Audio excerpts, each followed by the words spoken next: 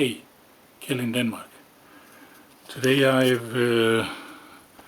I'm gonna try to make this ViseTool outside Skewball did to his Vise. And I had this from setting up my 4-jaw jug.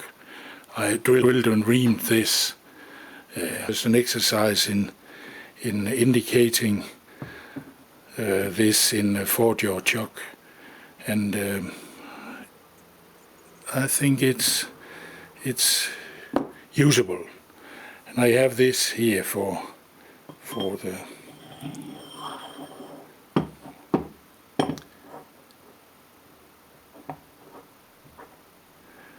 no play.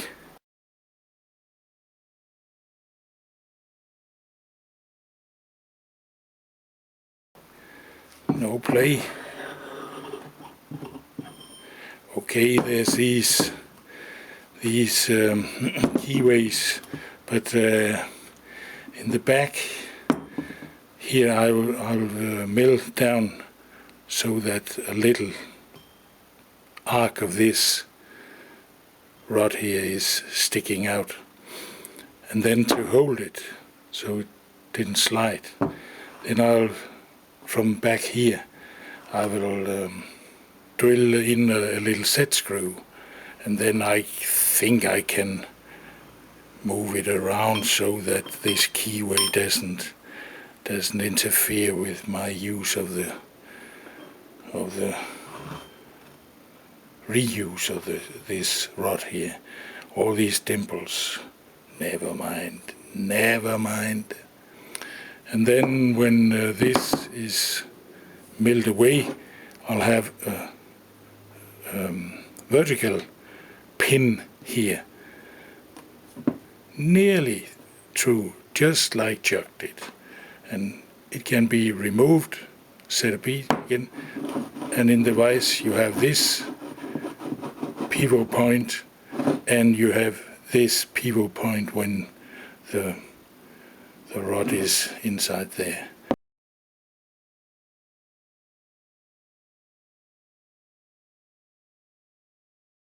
And then you can clamp a new piece that has to be squared. I now cut off this piece of rod here, and I'm gonna face it and give it some chamfer to fit the hole in the block here. Exact length. So now I'm ready for drilling a hole for this pin to the back side, which will make the pivot point this way. And I measured out here, and I'll center drill it and drill with a 8mm bore, and then a little less than 10mm. And now I'm ready to plunge this end mill down the hole. 42.5mm should leave 2.5mm down here. Yeah, now I'm down there, and it's a little hard to grip it here, but that's no problem, because I'll have to face off 3 or 4 millimeters here, and then some piece of this rod will come out, and I can fetch it with my fingers, so that's no problem. Now I'm ready to cut off 6 millimeters of this surface here to get some of the circle free, and I'm just using a carbide that I have, and I know it will give me a nice surface. I think I'll tilt when I'm through. I think I'll tilt it a little to make some bevels on these sides. But let's see. I don't like when it smokes, so I have to have some fluid cooling.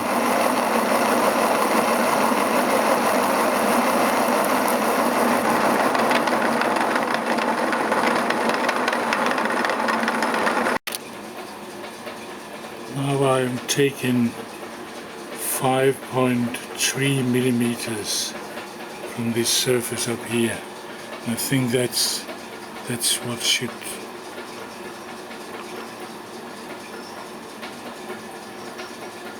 There is a little bit of play, but not much.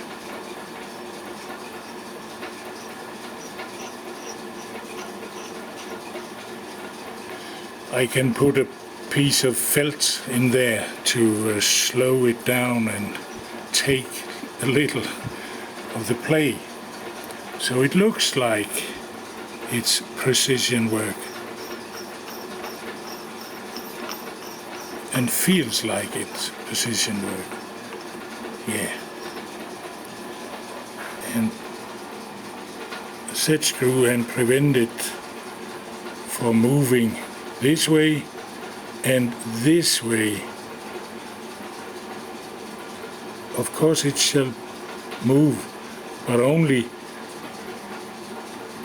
so much that the flat is touching here, and when turn to the other side the flat is touching here. 0.2 millimeters more as the last part, and the back side is finished, I think.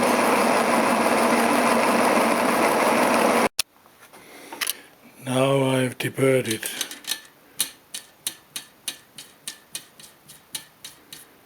Could be a little bit of fit there, but it can't be like new.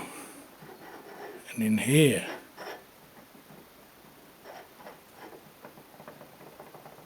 a little bit of it too, but some oil and a little felt, piece of felt in there will prevent it from rattling too much. But I think it's there. Yeah, now I'm ready to mill this slot here.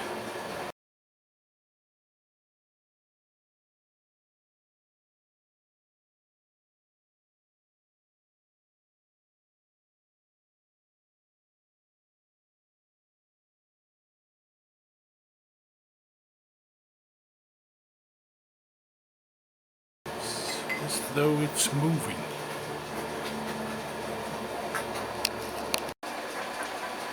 Obviously it wasn't the sharpest end mill in the shop, but that's what we have.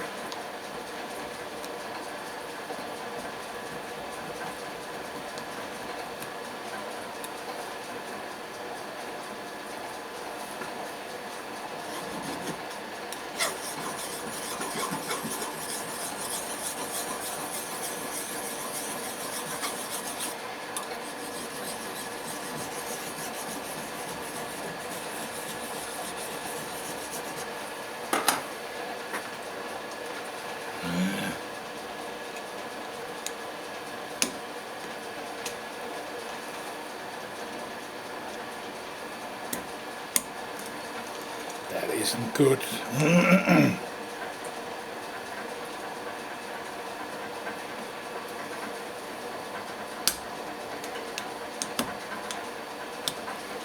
Some of it.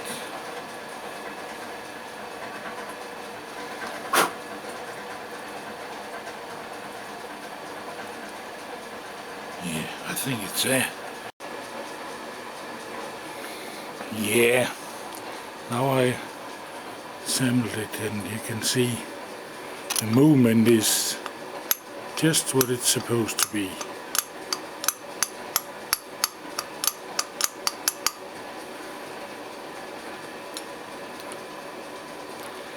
but I don't like the surface, the finish,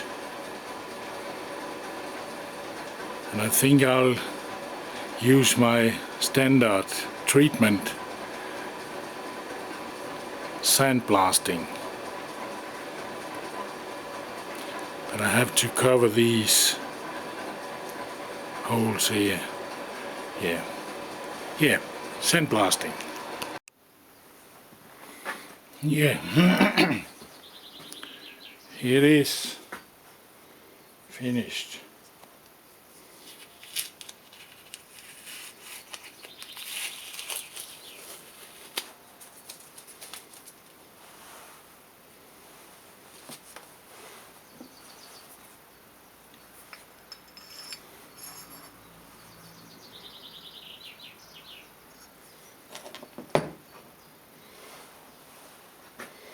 And then my little set screw.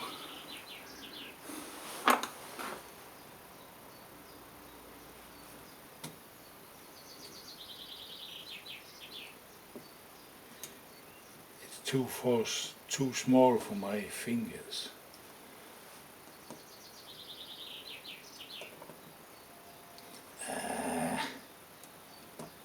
Come on now.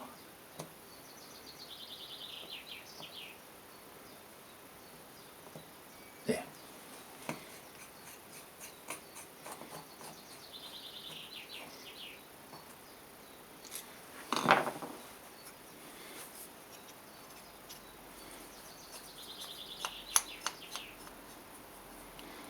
Oh, it should have been turned around, I think. There's a little difference.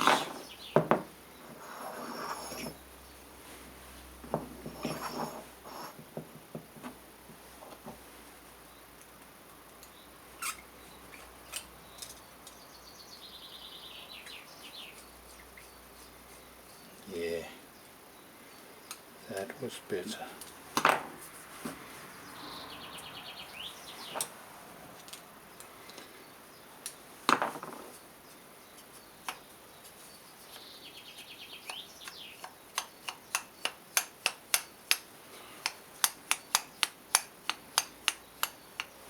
I think that's fine. And then a drip of Loctite down there, and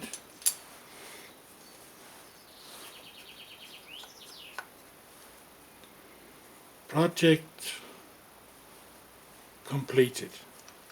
Yeah. Thanks for watching.